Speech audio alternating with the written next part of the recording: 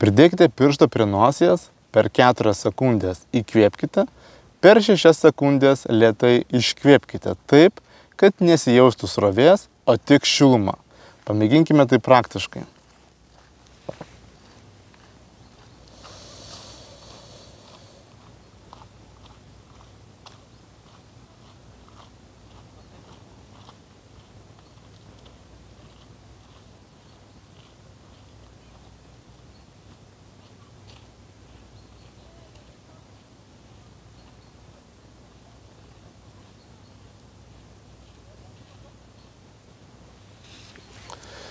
Pirštą dėkite prie pat nosies ir iškvėpimas gali būti dar ilgesnis.